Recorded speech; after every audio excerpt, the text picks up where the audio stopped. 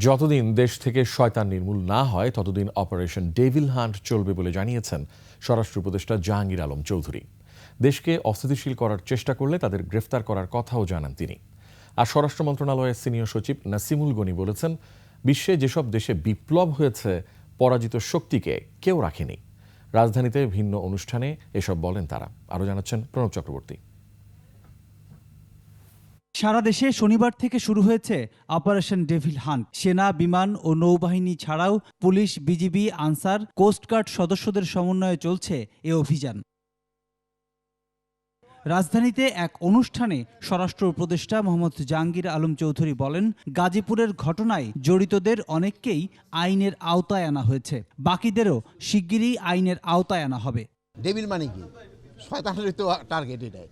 যারা দেশকে অস্থিতিশীল করার চেষ্টা করে, এই ক্ষেত্রে যারা আইন অমান্য করে, দুষ্কৃতিকারী এবং সন্ত্রাসী, তারা এইটার টার্গেট। ডেভিল যতদিন পর্যন্ত শেষ না হবে ততদিন পর্যন্ত অপারেশন চলবে। ত্রিপুরে যারা এই ঘটনা ঘটাইছে তাদের অনেকেই আমাদের আইনের আওতায় নিয়ে আসা হয়েছে, অনেকে আইনের আওতায় নিয়ে আসা হয়েছে এবং যাদের আইনের আওতায় আনা হয় নাই তাদেরও খুব তাড়াতাড়ি আইনের আওতায় নিয়ে আসা হবে এবং তাদের যেন সর্বোচ্চ শাস্তি হয় এই ব্যবস্থা করা হবে। এদিকে সচিবালয়ে স্বরাষ্ট্র মন্ত্রণালয়ে বৈঠক শেষে সিনিয়র সচিব নাসিমুল গনি জানান, দেশের পতিত সরকারের সাথে বিপ্লবে অংশগ্রহণকারীদের বিরুদ্ধে কঠোর ব্যবস্থা নেবে সরকার। যে সমস্ত দেশে বিপ্লব হয়েছে সেখানে ওই পরাজিত শক্তিকে কেউ রাখে না। ক্যামেরায় ওয়াও, স্টাইল দেখাও, Xenon X21 পারলে ঠেকাও। আমরা অতটা অমানবিক হতে পারিনি।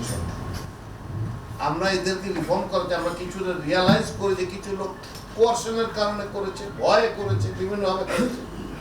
কিছু যারা ডাইহার্ট ছিল তারা পালিয়ে গেছে। আইন শৃঙ্খলা রক্ষায় পুলিশকে আরও শক্ত অবস্থানে নিতে পদক্ষেপ নেওয়া হচ্ছে বলে জানান স্বরাষ্ট্র সচিব। সন্তানদের জন্য যেন একটা ভালো ভবিষ্যৎ রেখে যেতে পারি, আমাদের সিস্টেমের মধ্যে যেন একটা গুড প্র্যাকটিস আমরা রেখে যেতে পারি, আয়না ঘর যেন আর তৈরি না হয়।